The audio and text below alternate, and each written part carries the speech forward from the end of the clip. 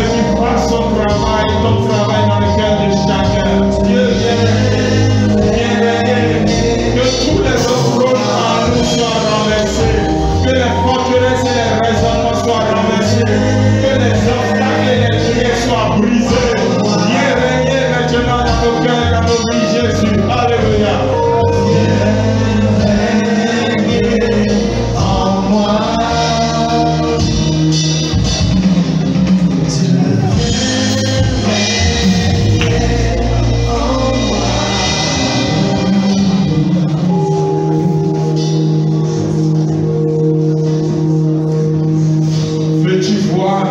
Comment il étend son règne dans ton âme et dans ton esprit. Peux-tu le constater comment il étend son règne en toi maintenant ce matin? Comment il prend toute la place? Comment il devient le centre de tes préoccupations, le centre de tes priorités, le centre de tout en toi? Car par lui et pour lui tout a été créé. Par lui et pour lui nous existons. Béni sois-tu, Seigneur Dieu, pour ce matin où tu veux encore parler à ton peuple. Ce n'est pas Ghislain qui va parler. Ghislain va ouvrir sa bouche et Dieu va parler à son peuple. Qu'il en soit ainsi ce matin. Au nom de Jésus, nous avons prié. Et un racheté crie très fort. Amen. Amen. Veuillez vous asseoir avec assurance dans sa présence. Un nouveau bonjour pour vous tous qui nous suivez en ligne. Nous vous saluons dans le beau, précieux, merveilleux, redoutable nom de Jésus-Christ de Nazareth. Amen. Ce matin, c'est le chemin de la croix pour le disciple de Christ 3. Souvenez-vous, nous avons vu le chemin de la croix pour le disciple de Christ. Il y a quelques semaines déjà, plus d'un mois. On a vu également le chemin de la croix pour le disciple de Christ 2, il y a quelques semaines. Et aujourd'hui, nous voyons le chemin de la croix pour le disciple de Christ, troisième partie. Et avant d'aller sur le contenu du message même, le Seigneur a mis quelque chose dans mon cœur.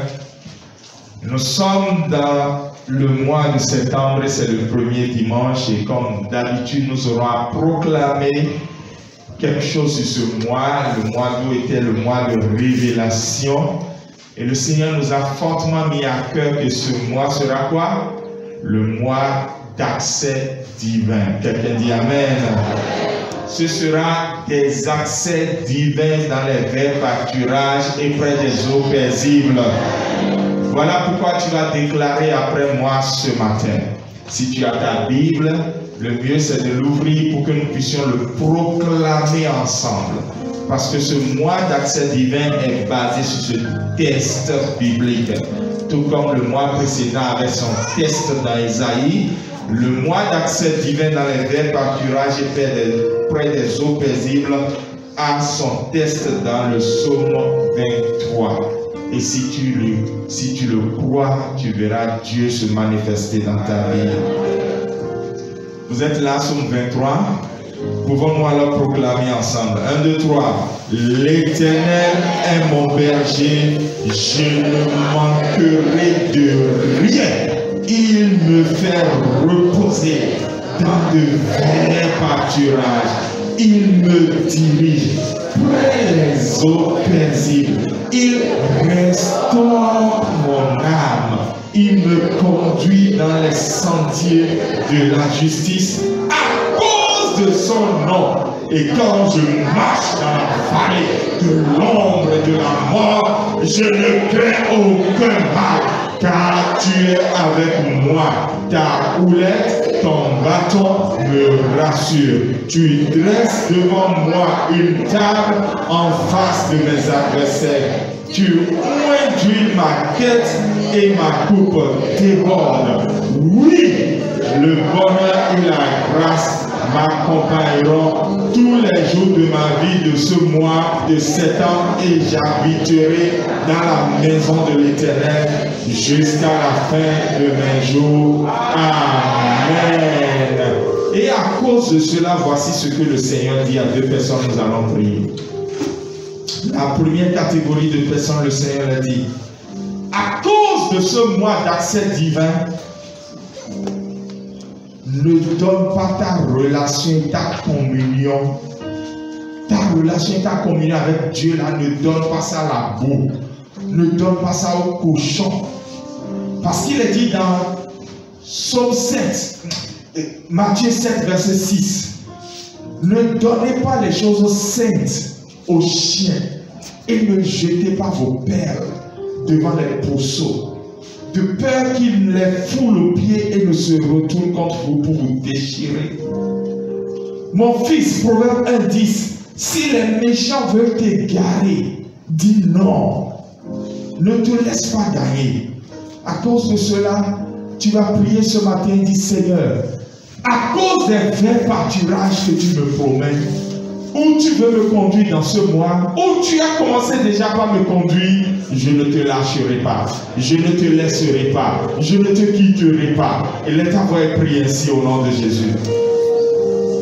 N'abandonne pas ta communion dans la prière, n'abandonne pas ta consécration, ne livre pas ta virginité, ne livre pas ta pureté, ne laisse personne te détourner de ton Dieu, ne laisse aucun mensonge de l'ennemi, aucune philosophie de ce monde, aucun rudiment de ce monde te détourner, parce que Dieu veut te conduire. Ton sauveur a dit, je suis ton bon berger, il y a des vrais pâturages, je t'en avais parlé, maintenant tu vas les voir, je t'en avais parlé, maintenant tu vas y arriver. Tu as vu ça en rêve, c'est le moment où ça va se concrétiser. Tu en avais entendu parler, ma voix te l'a susurré dans ton oreille. Ce mois-ci cela se réalisera. Ainsi parle l'Éternel des armées, ton Dieu qui ne t'a pas laissé. Alors ne t'éloigne pas de lui, sois près de lui pour qu'il te conduise. Il ne peut conduire que celui qui a décidé de marcher avec lui. Il ne peut conduire que celui qui a décidé d'aller avec lui. Chéris ta communion. Ne laisse pas les pourceaux prendre tes trésors et puis les fouler aux pieds et puis venir t'agresser encore. Ne laisse pas l'ennemi te voler ta destinée, sa réalisation et venir te tuer encore. Laisse la grâce de Dieu te conduire et fais du bien à ton âme au cours de ce mois d'accès divin. Au nom de Jésus, nous avons prié. S'il y a des gens qui veulent consacrer à nouveau leur vie à Christ ici ce matin, qu'ils mettent leurs mains sur leur cœur. Alléluia. Seigneur, voici ma vie qui t'est consacrée à nouveau. Je te connais, mais je me redédicace encore ce jour. Je me dédie à nouveau tout entier à toi, corps, âme et esprit. Tout ce que je suis et tout ce que j'ai est pour toi. Rien pour moi, tout pour Jésus. Et nous prions que du haut des cieux, tu ouailles cet engagement ce matin. Tu ouailles notre tête d'huile ce matin. Afin que la force de persévérer sur ce chemin soit donnée à quelqu'un. Béni sois-tu, Père. Au nom de Jésus, nous avons prié. Amen. Vous pouvez vous asseoir. Le sous-thème le chemin de la croix dans la vie du disciple, le sous-thème d'aujourd'hui, c'est ma langue et la croix. Ma langue et la croix. Jacques chapitre 3.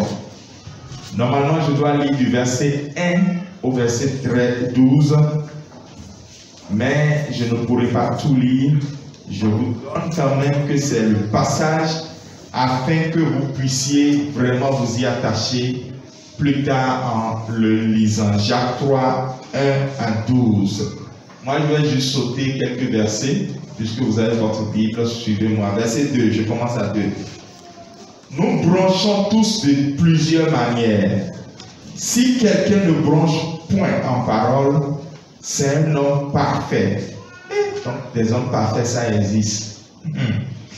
Capable de tenir tout le corps en bride Donc il y a des gens capables de maîtriser le corps. Ce sont ceux qui ne parlent pas n'importe comment et qui ne tombent pas en parlant. Je saute encore. De même, la langue est un petit membre et elle se vante de grandes choses. Sa taille et les choses qu'elle libère. Voici comme un petit feu peut embraser une grande forêt. Je saute encore. Mais la langue, aucun homme ne peut la dompter. Ah, on est perdu. Non, on n'est pas perdu. Jésus est vivant. Amen.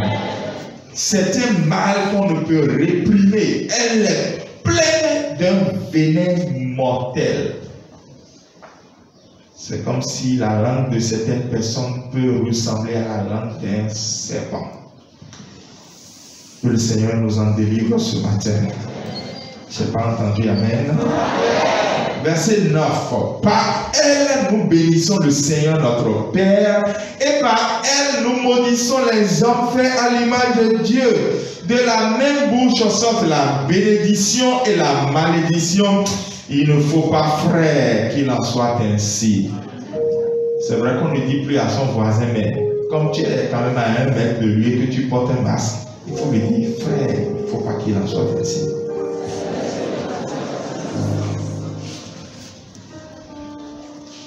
La source fait-elle jaillir par la même ouverture l'eau chaude et l'eau douce, pardon, et l'eau amère? Oui, aujourd'hui c'est possible. Mais au fond, c'est anormal. Il paraît que depuis que nous portons les cache-nez là, et que c'est obligatoire, que quand nous sommes en circulation, il y a moins d'insultes. En tout cas, c'est vrai. Et tant mieux. Jacques a fortement et longuement parlé de l'usage de la langue. Ce n'est pas seulement dans le chapitre 3 qu'il en a parlé.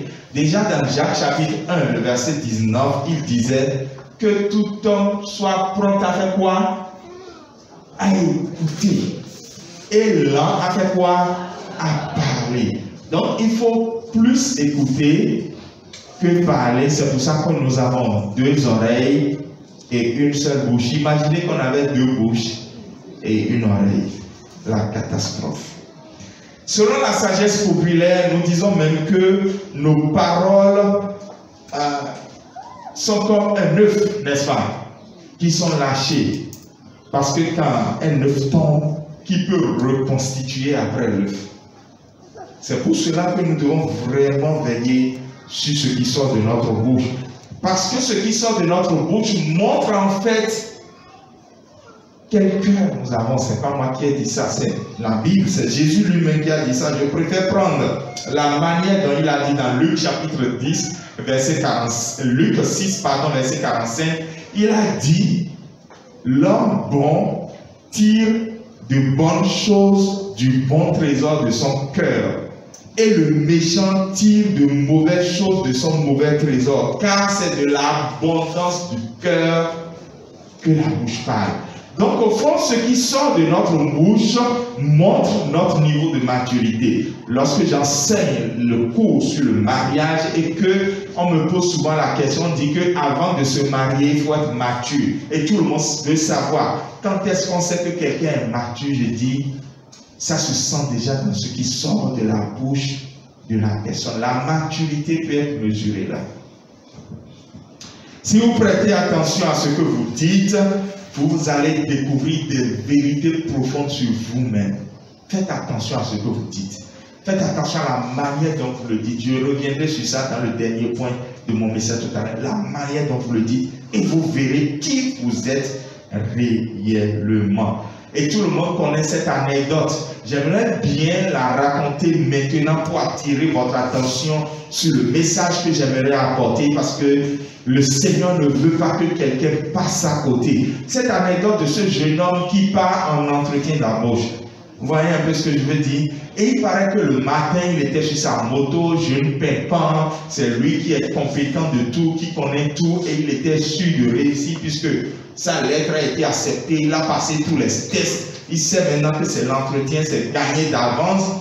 Et puis dans la circulation, un homme un peu pressé l'a cogné. C'est vrai, notre jeune homme avait raison. C'est celui qui était dans le véhicule qui l'a cogné. Automatiquement, celui qui l'a cogné s'est plié en quatre pour commencer par demander pardon et dire, s'il te plaît, comment allons-nous régler ça? Le jeune homme s'est enflammé. Tous les jurons possibles à son aîné. Mais vous là, quoi? Bon, tout, ce n'est pas ma bouche qui va raconter ce qu'il a dit. Et finalement, il a pris son chemin, l'autre lui a pris son chemin après un règlement amiable. Son tour est venu maintenant d'être reçu pour l'entretien. Il entre dans la salle et qui est-ce qu'il voit comme examinateur? Celui qui l'a juré, celui qui l'a injurié de tous les noms d'oiseaux qui existent dans ce monde, c'est lui qu'il voit devant lui. Bon, lui, il a compris déjà le résultat du match. Est-ce qu'il va gagner? Il ne peut pas gagner.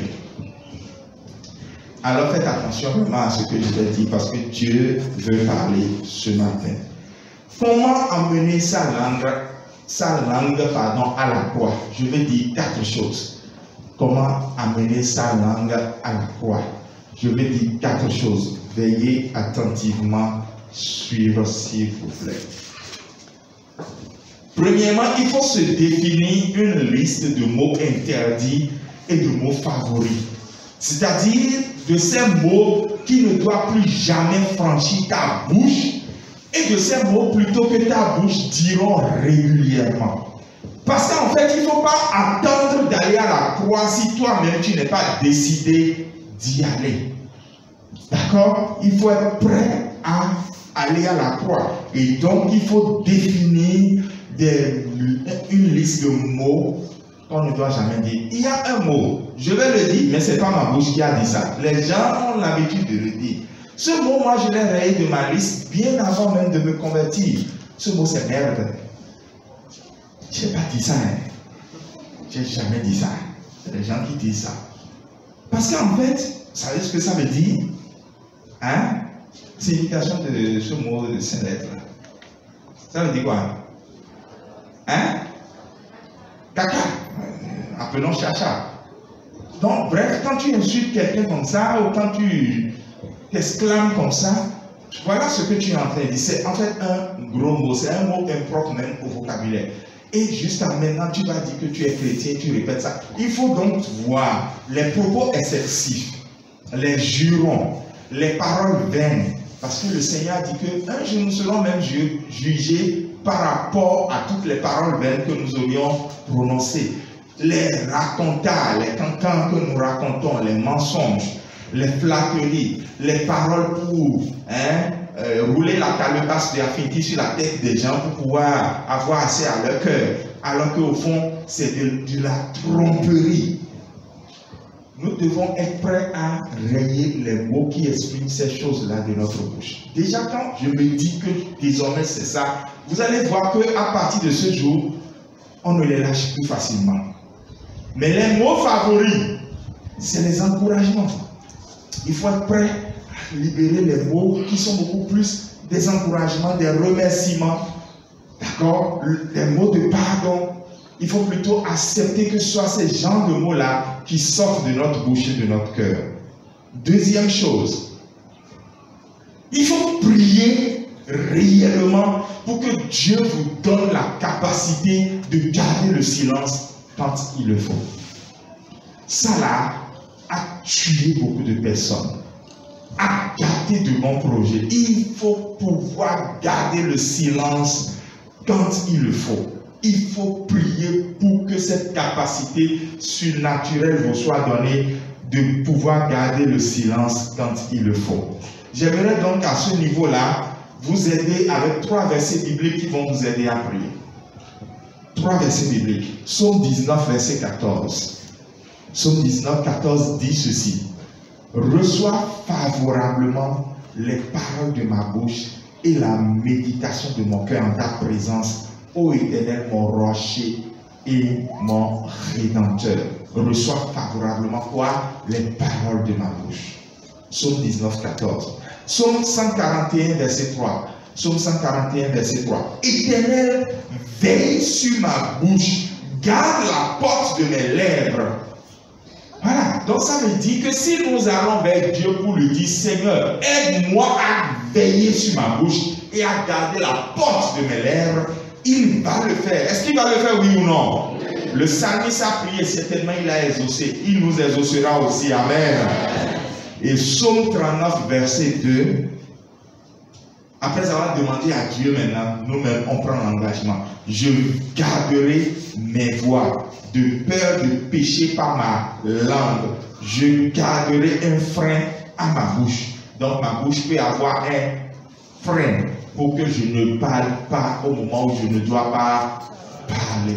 Je veillerai de peur de pécher par ma langue et de mettre un frein à ma bouche. Psaume 39, verset 2. Troisième chose maintenant, il faut éteindre le feu de la langue par des versets bibliques. Jacques nous avait dit quoi? Si vous lisez Jacques 3, 1 à 12, il a dit, la langue est comme un feu. Un petit feu qui embrase toute une forêt. D'accord?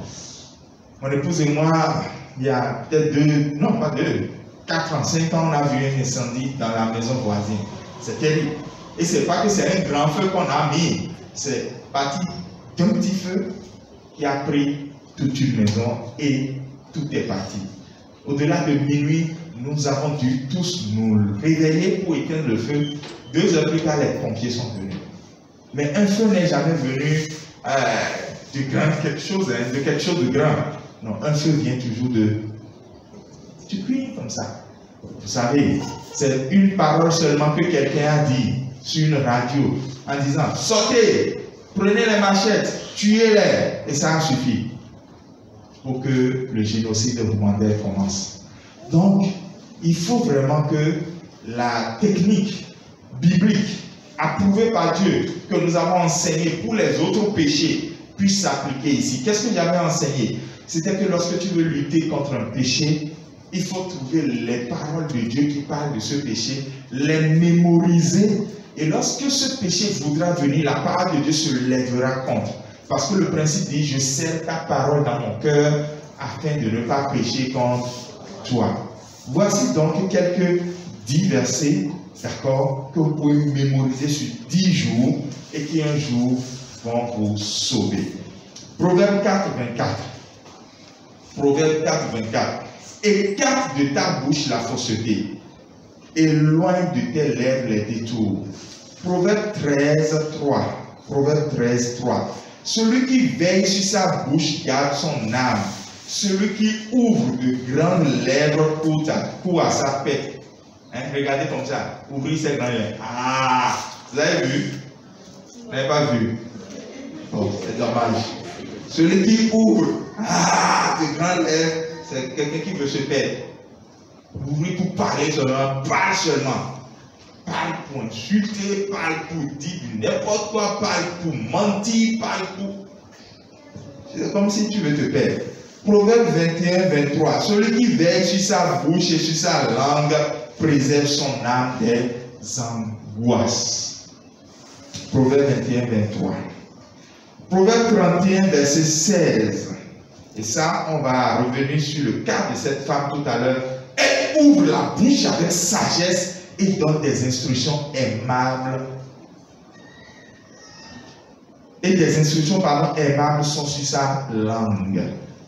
Que des instructions aimables soient sur la langue de toi et moi au nom de Jésus. Proverbe 31, 26 alors. Ecclésias 5, 6. Ecclésias 5, 6. Verset facile à garder. Ne permets pas à ta bouche de faire pécher ta chair. Ne permets pas à ta bouche de faire pécher ta chair. Colossiens 3, 8. Colossiens 3, 8. Mais maintenant, renoncez à toutes ces choses.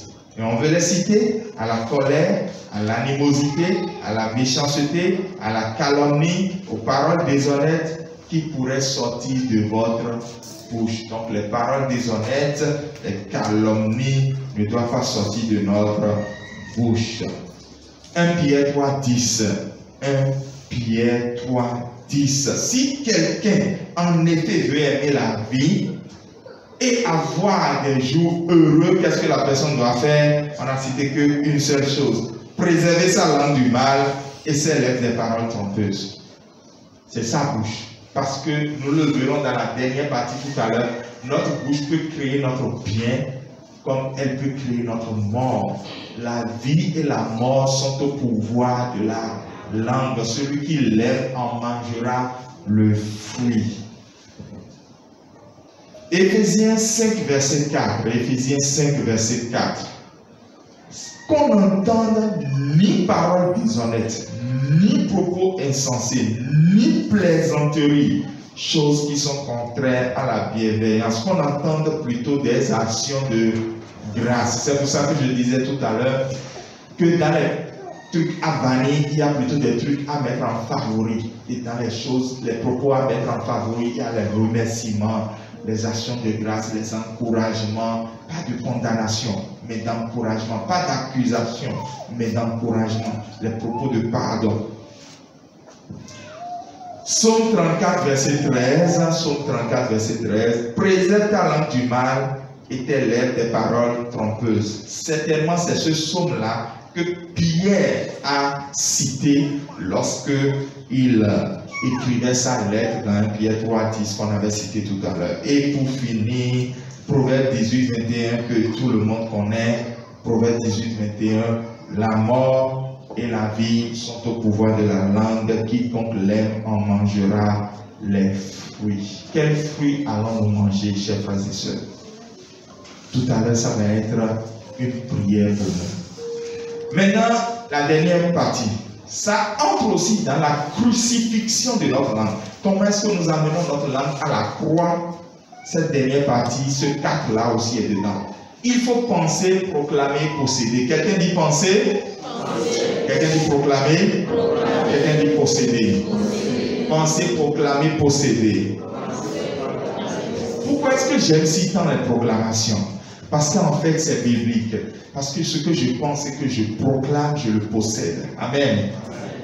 Mais avant d'arriver sur ce point même, retenez 3 choses. Retenez 3 choses. Il faut choisir le bon moment pour parler. Il faut choisir les mots qui conviennent pour parler. Parce que les mots blessent. Les mots sont comme des couteaux. Surtout quand on est en colère et qu'on ne peut pas taper quelqu'un, on pense qu'on peut utiliser la parole pour taper la personne. Donc, on choisit spécialement les mots assez violents, tranchants et fouettants. Donc, il faut choisir le bon moment pour parler, choisir les mots qui conviennent et pour finir, il faut parler avec amour. Surtout le 3. Ce qui t'aidera toujours bien parler, c'est d'analyser si ce que tu dis là est fait avec amour. Dans Proverbe 31, pour la femme vertueuse, qu'est-ce qu'on a dit? Que des paroles, des instructions aimables sont sur sa langue. Donc, lorsque quelqu'un parle, il faut qu'il dise des choses remplies d'amour, des instructions aimables. Donc, à l'instar de la femme vertueuse, nous allons suivre le processus penser, proclamer et posséder. Regardez, Proverbe 31, verset 16. Proverbe 31, verset 16. Il est écrit, elle pense à un champ et elle fait quoi? Elle acquiert. Elle a pensé, elle a certainement proclamé et elle a possédé.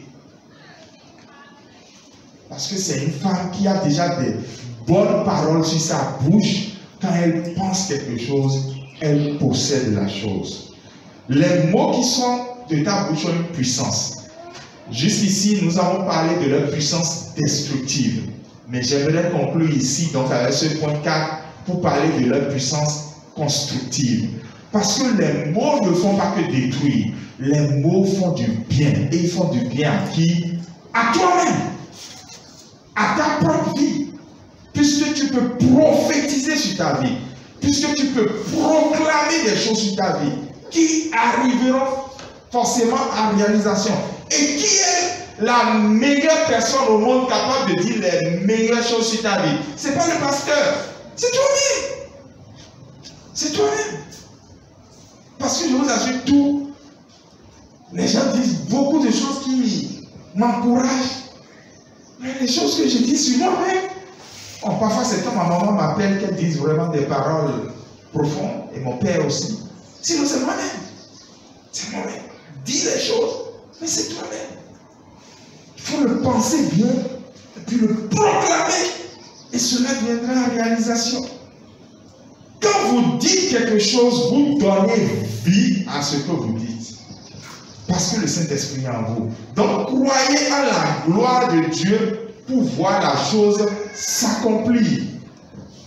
C'est une chose de croire que vous êtes béni, mais lorsque vous commencez par dire « je suis béni », c'est encore mieux. Si tu le crois sans le dire, ça va manquer quelque chose. C'est pour cela que chaque fois que vous proclamez de votre bouche quelque chose, veillez à ce que ce soit quelque chose de bien. Pouvons-nous prier ce matin? Quel est le fruit que tu as mangé jusqu'ici? Et quel est le fruit que tu veux désormais manger? Je ne vais pas te forcer à prier. Ouvre ta bouche et commence à prier maintenant. Regarde ce que tes paroles ont créé autour de toi, dans ton lieu de travail, avec tes amis, dans ton foyer. Regarde. Et ouvre ta bouche maintenant et constate alors le fruit que tu es en train de manger à cause de tes mots. Et maintenant décide de persévérer dans ce fruit ou de changer dans ces fruits-là. Prie maintenant au nom de Jésus. Ah, vous ne voulez pas prier? Parle à ton Dieu. C'est le moment de lui parler et de voir quelque chose de merveilleux se produire dans ta vie.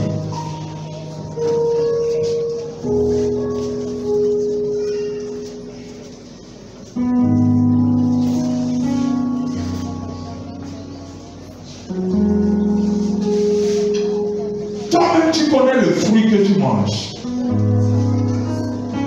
Si tu attends celui qui est à côté de toi pour prier avant de prier, ça veut dire que tu n'as pas compris pourquoi tu es ici ce matin.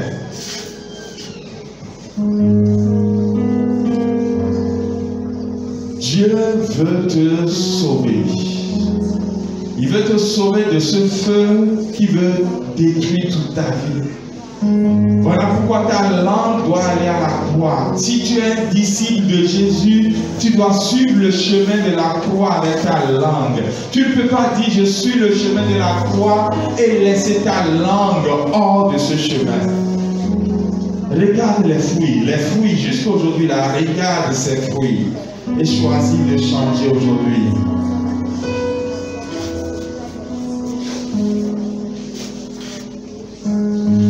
Et ce matin, commence à penser maintenant à quelque chose et commence à le proclamer parce que ton Dieu dit que tu le posséderas. Prie au nom de Jésus.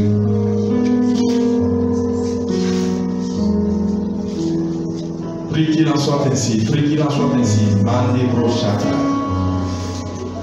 Libo sotorobo shabrakataya. Quand je viens dans ta présence, je suis très heureux. Quand je viens, Jésus, dans ta présence, je suis plus que content. En ta présence, il y a une onction et ton esprit règne autour de nous.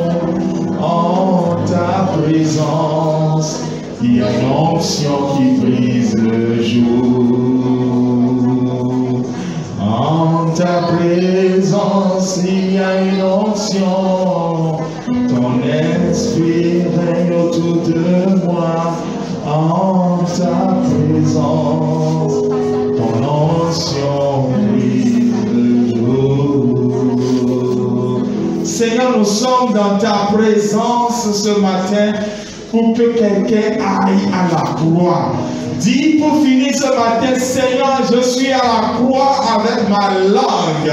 Je peux tromper tout le monde et je ne peux pas te tromper toi. Seigneur, guéris-moi à la croix. Guéris-moi de ce que ma langue peut faire qui n'est pas bien. Et fortifie-moi de ce que ma langue va faire qui sera bien. Prie maintenant au nom de Jésus. Parle à ton Dieu. Bokata brochete. Limandoro shabarabababa. Rakabalaba soto bolibaka sata. Rimandore bobosi kabralebo sandaya barababa. Ruseke bolibaba ko sandaya barebobosh. Oh oui, Seigneur, tu es là ce matin pour toucher tes enfants, pour toucher ton peuple, pour nous toucher tous, parce que là où tout a été crucifié, c'est la croix. Paul dit, si je vis, ce n'est plus moi qui vis, c'est Christ qui vit en moi. Parce que j'ai crucifié la chair dans ma langue est crucifiée ce matin. Et ta grâce intervient dans ma vie. Car je veux vivre, marcher avec toi. Penser, proclamer et posséder les choses qui me sont réservées avant la fondation du monde. Au nom de Jésus, nous avons prié. Amen. Amen.